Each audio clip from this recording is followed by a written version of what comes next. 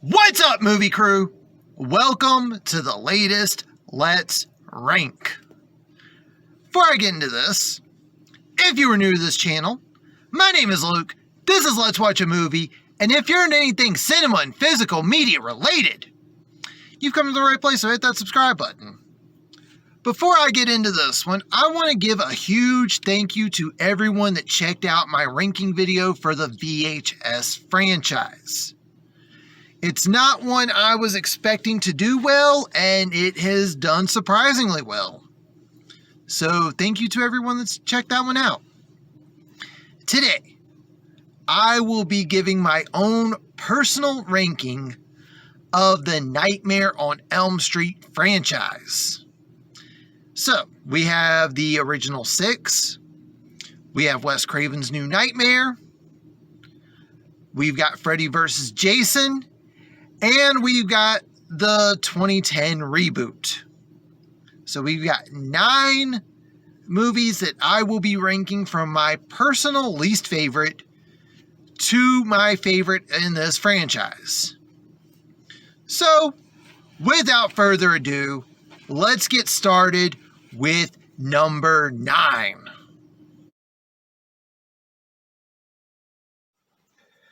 All right, at number 9, we've got the reboot. And yes, I own the reboot. Don't judge. I own all the Nightmare on Elm Street movies, so I was like, you know what? Might as well get this. And I got the Steelbook for $5. Anyway, this one is at the bottom of my list because it just wasn't that great. None of the kids in the new movie I felt sympathetic towards. Normally in a Nightmare on Elm Street movies, I am rooting for the kids, not Freddy. That's how you're supposed to do it. And in this one, I was like, oh, it's about time Freddy got rid of that person. I also want to say I like Jackie Earle Haley as an actor. He has done phenomenal work on so many different things. This isn't one of those things. It just did not fit. And is it me, or did they try to make Freddy sympathetic with his backstory in this? And he's a child killer. You can't do that with someone who does that while they're alive. So that is why this is at the bottom of my list. At number 8. I don't have the individual release. I will be showing off my copy from the complete collection. And that is Freddy's Dead: The Final Nightmare. I don't know what it is, but the last few movies between Dream Warriors and New Nightmare just fall flat to me. But Final Nightmare, it felt like they went a little too into making Freddy a campy character. Yes, Freddy's been a little quippy with some of his dialogue here and there over the years. Prime example, one of the movies you're going to see later on, Nightmare on Elm Street 3, Dream Warriors, him saying, "Welcome to primetime, bitch," before throwing her into the TV. This one, it just felt like he was trying to be a stand-up comedian instead of him being quippy before killing someone. And I don't know if it's because of the negative responses that Dream Master and Dream Child got, but it felt like Final Nightmare also didn't have a good budget. And some of the stuff that didn't look bad, I mean, even for something being in the 80s, or in this case, early 90s, the movie just looked bad. It was not a way to finish off a franchise. So that is why, at number 8, I gotta go with Freddy's Dead: The Final Nightmare, or A Nightmare on Elm Street 6. At number 7, And this middle section right here is where my opinions are probably going to start disagreeing with everyone else's opinions. But again, I have the complete collection, so I won't be showing off the individual one. And that is Nightmare on Elm Street 4: The Dream Master. Now, I know a lot of people actually prefer 4 over 5. And I understand that. But the problem for me is that Nightmare on Elm Street 3: Dream Warriors was really good. It is one of the better horror sequels and one of the better slasher sequels to ever be released. And I stand behind that. And then you follow it up with Dream Master. You recast some of the people. Some of them are no longer there whatsoever, with no rhyme or reason as to why they're not present in this one. I know part of it was some of the people since between Dream Warriors and Dream Master started having better careers and didn't need to be in the low-budget horror film. I get that, but they could have done a better job on explaining why these characters are no longer there. And because of that, I know a lot of people preferred this one over 5, but for me, this one was just way too frustrating, and it gets less leniency from me because of what it followed up compared to the Dream Child. I mean, at least with Dream Child, crap followed up crap. In this case, you had crap following up a really good movie. At number 6, and once again, I do not have the individual release, so I will be showing what I have, which is the complete collection.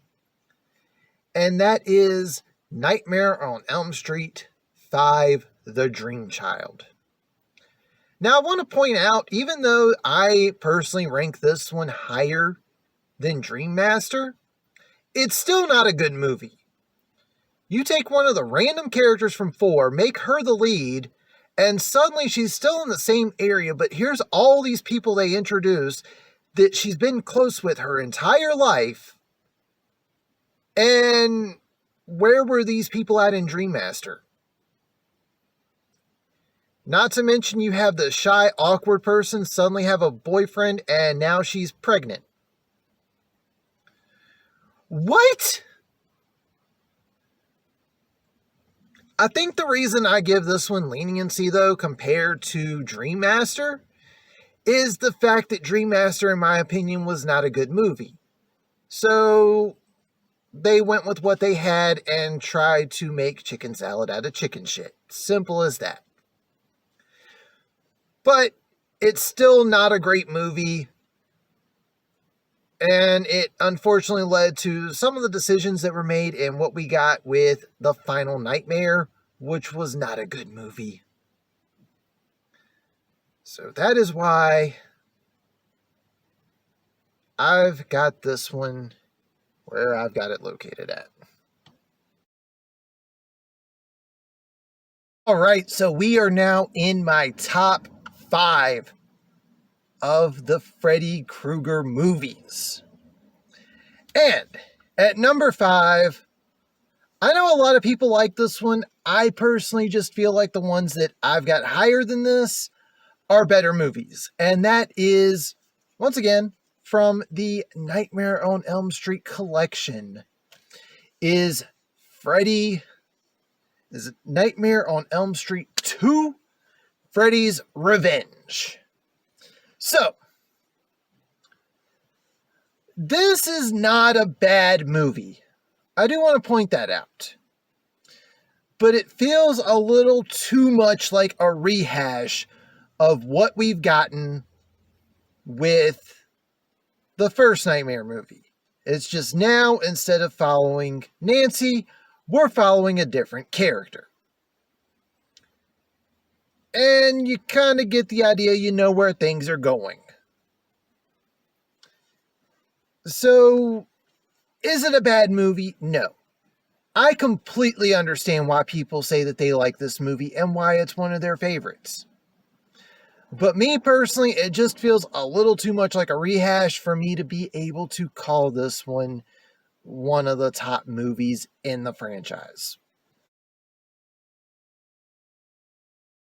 All right, number 4. And unlike the previous ones where I just show off the Nightmare on Elm Street collection, this one I'm not, because it's not in the Nightmare on Elm Street collection, and that is Freddy versus Jason. All right. Now I want to point out that this is the copy that came with the Friday the 13th Scream Factory box set. There is also an individual release. So, there are some people that prefer Freddy's Revenge over this, and are going to tell me some reasons why they think that Freddy's Revenge is the better movie. Now, I cannot sit here and argue and tell you that this movie is a masterpiece. It's not. It is a giant cluster. There's a lot of things going on, and sometimes the continuities just don't make sense. I'm not going to argue that. But, compared to the movies that I have mentioned prior to this one, this is one of the more enjoyable movies for me in this franchise. It is also one of the more enjoyable movies for me in the Friday the 13th franchise. So, when it goes to what I like to watch, I will watch this over any of the movies below this one any day of the week, because yes, it can be stupid. And there's a lot of things that don't make sense, and it is very much a product of its time. I can't say too much being a nu metal fan, but yes, it is filled with late 90s, early 2000s nu metal music. But I enjoy it.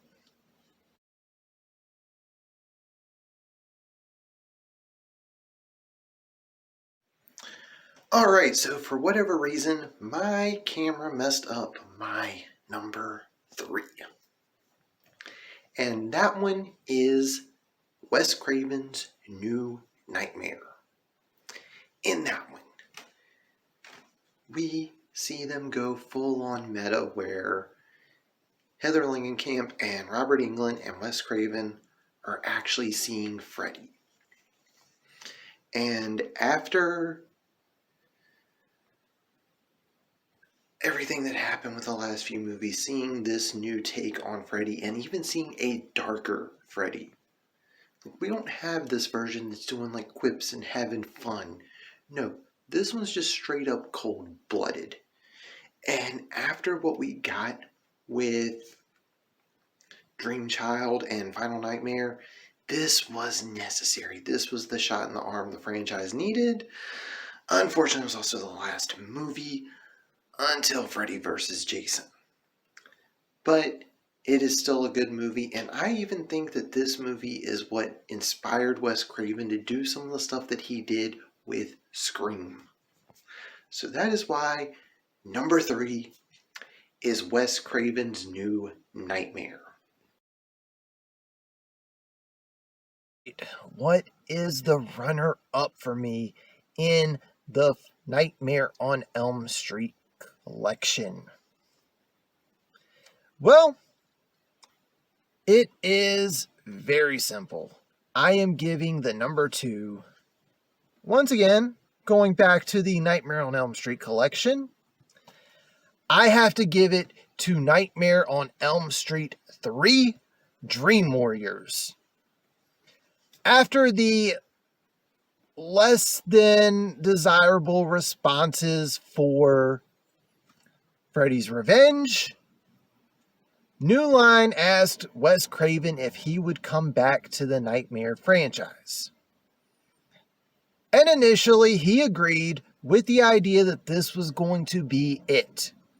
He wanted to bring back Nancy, have Heather Langenkamp and Robert Englund have their final showdown, but they also introduced some new characters in this area, and you get a little bit more of Freddy's backstory. And this is at a time where they it's not overdone, because by the time you get to the end of the franchise, you don't care about his backstory. But Nightmare on Elm Street 3 goes very much to a back-to-basics sort of thing. It has the quippy dialogue, but still makes sure that Freddy is the menacing killer he is supposed to be for these movies. And I think that they did great with that. This also has some of the earliest performances you will see from Patricia Arquette and Lawrence Fishbourne, and both of them do phenomenal in this movie. It is hands down one of my favorite sequels in horror, and it is probably one of the best slasher sequels to date. Now, at the number 1 spot for the Nightmare on Elm Street franchise. Now, if you've been watching, then you probably already know what number 1 is. If you decided you were going to wait just skip the rest of the video and get to what I have as number 1, you're not going to be surprised. Heck, you don't even have to like the Nightmare on Elm Street franchise to pretty much agree with me on what my number 1 is. Number 1, obviously, is the original. And this is the steelbook that came out, I want to say in 2018 or 2019. I just thought it looked cool and wanted to add it to my collection, even though I already owned the collection set. After the success of so many different slasher movies, Wes Craven decided that he wanted in on some of this action and made Nightmare on Elm Street. And he brought in theatrically trained Robert Englund to play the killer. A role that Robert Englund is now synonymous with. This helped jumpstart careers for so many different people. And unlike some of the other ones where it's just, oh, you've got a bunch of teenagers doing stupid shit, and the killer goes by and kills all of them one by one, except for the one person telling everyone not to do it. You've actually got a group of kids who know there's something up here, and yet they make sure that they try to take everything on as a team. And even Freddy, most of these other killers are actually fairly quiet. I know that sounds odd, but yeah, they kind of took that one from Michael and Jason. Freddy is talking to them. He's showing off a really messed up sense of humor while still doing his thing as the killer in the movie. There are times when you're not sure what's real and what's fake until you hear Robert Englund's voice. And this movie is just so well done. You don't even need to be a horror fan to have some level of appreciation for this movie.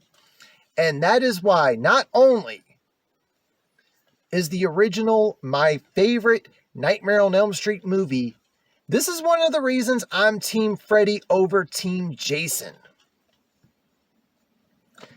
For those that would like to see what all I own, I have the original Nightmare on Elm Street Steelbook, the Nightmare on Elm Street Collection, which features the original 6 movies, Wes Craven's New Nightmare, and it has a bonus disc which features 2 episodes of the TV series Freddy's Nightmare, as well as 2 different documentaries and miscellaneous featurettes on the franchise as a whole. Freddy vs. Jason, I do have the original release, but my Friday the 13th steel box set is closer to my room, whereas my other copy is probably in my storage container, so I showed this one off. The reboot. And Never Sleep Again, the definitive Nightmare on Elm Street documentary. This covers all 7 films.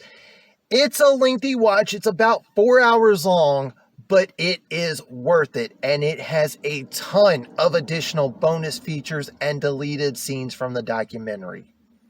So if you can get your hands on this for a cheap price, I highly recommend doing so. And that's going to do it for this one. If you are new to this channel, hit that subscribe button. You like what you see, leave a thumbs up. Comment down below.